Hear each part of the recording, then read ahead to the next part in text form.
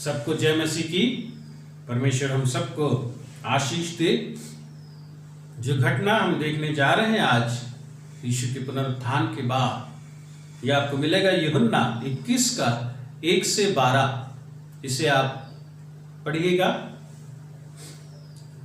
यहां ऐसे हुआ था कि पुनरुत्थान के बाद उनके चेले बहुत कुछ समझे नहीं थे उस समय, और सोचा होगा कि बस अब तो सब खत्म हुआ, और फिर से वो मछली पकड़ने के लिए उतर पड़े और रात भर उन्होंने कोशिश की,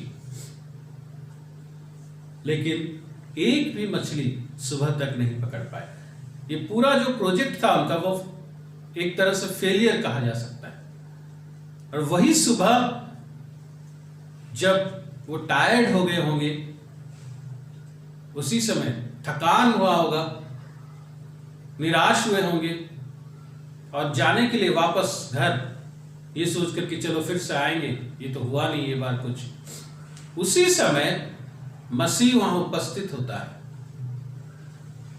और उनसे कहता है, नाव की दाहिनी ओर जाल डाल तो पाओगे। तब उन्होंने जाल डाला और अब मछलियों की बहुतायत के कारण उसे खींच न सके। प्यारे दोस्तों, देखते हैं आज परमेश्वर इससे हमसे क्या कहता है। ये लोग रात भर कोशिश की, कुछ नहीं हुआ। सुबह उतनी दूर से यीशु ठीक से दिखता भी नहीं होगा, क्योंकि उन्हें बाद में पता चला कि वो यीशु है। कोई एक व्यक्ति खड़ा है और उन्हें कुछ बोल रहा है, वो उनका जवाब दिए, और उसके बाद कुछ ऐसे कहता है जो कि सबको हैरानी में डाल देगा। ये प्रोफेशनल मछुआरे थे और इनसे यीशु कहता है दाहिने ओर डालो। कुछ और बड़ी बात कहता है, इसलिए नहीं हुआ, उसलिए नहीं हुआ। सिंपल सी बात कहता है दाहिने ओर डालो, और ये डाल भी देते हैं। उसकी बात सुनते हैं और लिखा गया है बहुतायत से मछली उस जाल में। प्यारे दोस्तों, यीशु कह सकता था कि मछलियों से कि जाओ उधर जाल मतलब डाले हैं वहां पर पहुंचो, कर सकता था, लेकिन यीशु मसीह ने वो नहीं किया। वो इनसे कहा आप जाल इधर डालो। प्यारे दोस्तों, हम यही आज हमसे परमेश्वर इसके द्वारा यही कहता है, यीशु की बात सुनो, स्वीकार करो और उसका पालन करो। इससे तुम्हारे जीवन में आशीष मिलेगा और सफलता मिलेगी। वो देख नहीं सकते थे उस समय, लेकिन उन्होंने सुना, और जब हुआ उसके बाद प्रकाशित हुआ, उन्हें सब कुछ पता चला और वो जाने कि यीशु मसीह। हो सकता है आपके और मेरे जीवन में आज प्रैक्टिकली हम प्रभु की उपस्थिति को फिजिकली देख न सक रहे हो, प्रभु की काम को हम फिजिकली देख न सक रहे हो। इसका मतलब ये नहीं है कि परमेश्वर नहीं है हमारे साथ। हम आज फिजिकली नहीं देख सक रहे, लेकिन उसकी आवाज तो सुन सक रहे हैं। आप बोलेंगे कहां आवाज है? आपके हाथ में है बाइबल। बाइबल को खोलिए, पढ़िए, यही है परमेश्वर की आवाज। This is the voice of God, this is God. यह है यीशु, यीशु वचन है। जब आप उसको पढ़ेंगे, उससे आपसे वो बातें करेगा। आप चर्च जाते हैं, क्या बोलते हैं पासवान, आप सुनते हैं, कुछ देर बाद भूल जाते हैं। उसी से हो सकता है आपसे बातें कर रहा हूं। आप चूंकि सुने नहीं है, आपको उस रात के बाद भी मछली नहीं मिली है। सुनिए, प्रभु बात कर रहा है। जब आप उसको सुन के उसका पालन करेंगे, वो जो प्रैक्टिकल चीज, वो जो वर्ल्डली वे में, फिजिकल वे में आपके सामने नहीं हो रहा है ना, वो आपको दिखाई देगा होता हुआ। कुछ नहीं हुआ था यहां, रात भर कुछ नहीं हुआ था, लेकिन सुबह उन्होंने अपनी आंखों से देखा, क्योंकि उन्होंने सुना और किया। प्यारे दोस्तों, परमेश्वर यही चाहता है कि हम सुने, पालन करें। हम सुन के तभी स्वीकार कर सकते हैं जब हम एडवाइस स्वीकार करने के लिए तैयार हो। बहुत समय में बहुत लोग कहते हैं मैं तो सब कुछ जानता हूं, भैया मुझे एडवाइस मत दो और किसी को दो। इस तरह का एटीट्यूड आपका प्रभु के वचन को आपके अंदर आने में और आपके अंदर बढ़ने में और आपको फिजिकली काम कराने में असफल होगा।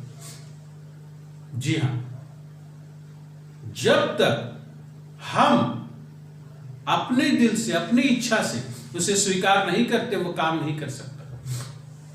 ये हमारी इच्छा है, इच्छा हमें दी, प्रभु ने सब कुछ हमारे लिए कर लिया है, लेकिन ये हमारी इच्छा है, हमारी इच्छा के ऊपर है हम उसे चुने या ना चुने या स्वीकार करें। प्यारे दोस्तों, आज यही पहली विषय यही परमेश्वर हमसे कहता है, उसकी बात को सुनो, स्वीकार करो और उसका पालन करो। देखिएगा आपके जीवन में सफलता किस तरह से, किस हद तक आएगी। दूसरी बात, अगर आप देखते हैं यहां पे ऐसा होता है कि सुबह तक ये लोग थक चुके हैं, सब कुछ अपना जितना आइडिया था सब ट्राई कर चुके हैं, कुछ नहीं हुआ, और तब परमेश्वर इनके साथ मिलता है। प्यारे दोस्तों, बहुत समय में ऐसे होता है जब हम हार की कगार पर खड़े होते हैं, हम उस टूटने की कगार पर खड़े होते हैं, हम निराश के एंड पॉइंट में खड़े होते हैं, तब परमेश्वर अपना उपस्थिति दिखाता है, तब परमेश्वर अपना उपस्थिति दिखाता है। इसीलिए प्यारे दोस्तों, कभी भी किसी भी जीवन के किसी भी पल में आशा प्रभु के ऊपर मत छोड़िएगा, कॉम्प्रोमाइज मत कीजिएगा। कुछ नहीं था, इनके पास मछली भी नहीं था, और वहां यीशु पका हुआ मछली लेके बैठा हुआ है, रोटी लेके बैठा हुआ है। आपके पास अगर आज कुछ नहीं है, उस कुछ नहीं से यीशु मसीह बहुत कुछ कर सकता है। इसे याद रखिए, इसे याद रखिए प्यारे दोस्तों। आज अगर आप उस निराशा के कगार पर खड़े हैं, उस टूटने के कगार पर खड़े हैं, तो उसकी आवाज मत सुनिए, यीशु की आवाज सुनिए। अपना बाइबल खोलिए, अपना बाइबल खोलिए। 12 साल से पीड़ित, सब कुछ उसका खो गया था, उसका पैसा, उसका फिजिकल स्ट्रेंथ, मेंटल स्ट्रेंथ, आशा, सब कुछ खत्म, और उस समय यीशु आता है। ये भीड़ में जाती है, कि भीड़ में जाती है और उसके कपड़े को छूती है, और होता क्या है, इसे चंगाई मिलती है। प्यारे दोस्तों, यीशु के पास हर वक्त हमारे लिए आशा है, यीशु के ऊपर हमारी आशा कभी खत्म नहीं होती। प्यारे दोस्तों, आज कुछ भी हो जाए, कॉम्प्रोमाइज की लाइफ मत जिए। प्रेरितों 3 अध्याय में उस भिखारी के बारे में मुझे याद आता है हर समय। वो क्यों उनसे, यीशु के चेलों से क्यों वो आशा कर रहा था कि वो पैसे दे, वो दाल चावल दे, वो कपड़े दे। क्यों वो ये आशा नहीं कर रहा था कि वो चलेगा, वो दौड़ेगा, ये वो करे? क्योंकि उसने अपने दिमाग में वो बैठा लिया था कि नहीं, कहीं ना कहीं अपने लाइफ में किस वक्त एक ऐसे एंड पॉइंट पे आ गया था कि अब और नहीं हो सकेगा, और नहीं हो सकता। चलो इसी में मुझे रहना है, तो भीख मांग के चलना है। और जब वो उस एंड पॉइंट में रह रहा था, उस चीज से, उस आशा से थक चुका था, छोड़ दिया था, और तब परमेश्वर ने काम किया। कहने का मतलब है प्यारे दोस्तों, यीशु के पास आपकी आशा खत्म नहीं हुई है। जो आपको लगता है असंभव है, वो जरूर संभव करेगा। आप हजारों चीज ट्राई कर चुके हैं उस मामले को सुलझाने के लिए, नहीं सुलझा है, आपको लगता और नहीं होगा, चलो अब दूसरा रास्ता देखते हैं। मत जाइए, यीशु पर अपना दृष्टि लगाइए, अपना विश्वास लगाइए, वचन को खोलिए, पढ़िए, वचन जो कहता है वो कीजिए। देखिए, आप जो आज सोए हैं, कल सुबह उठ के चलेंगे और लोग देख के आपको आश्चर्यचकित होंगे। ये है परमेश्वर। जो आपके परिवार की समस्या खत्म नहीं हो रही है, आप सोच रहे मेरा परिवार टूटने वाला है, वही परिवार एक साथ होकर एक दिन प्रभु की प्रशंसा करेगा। ये हो सकता है, होगा। अगर हुआ है तो होगा, क्योंकि यीशु जो था वो है, वो रहेगा। इसलिए प्यारे दोस्तों, हमें चाहिए कि हम अपना पूरा ओबीडियंस, पूरी आशा यीशु के ऊपर लगाए। वो जीता है। पूरा संसार सोचा खत्म हो गया और कुछ होगा नहीं, और पुनरुत्थान हुआ। आज अगर संसार सोचता है, आपका परिवार सोचता है कुछ नहीं होगा, तोड़िए इस चीज को, आशा कीजिए परमेश्वर पर, सुनिए वो क्या कह रहा है। वो मछली आपके जाल में जरूर आएगा, आपको सफलता मिलेगी। यह है ईस्टर, यह है पुनरुत्थान की शक्ति। जो असंभव है आपके और मेरे लिए, हमारे जीवन में, वो हमारे जीवन में संभव होगा, और वो यीशु मसीह के द्वारा। आइए अपने आप को हम परमेश्वर के हाथों में समर्पित करते हैं, प्रार्थना करते हैं। Hallelujah, hallelujah. यीशु मसीह धन्यवाद देते हैं। पवित्र आत्मा तो सबको अपने हाथों में ले।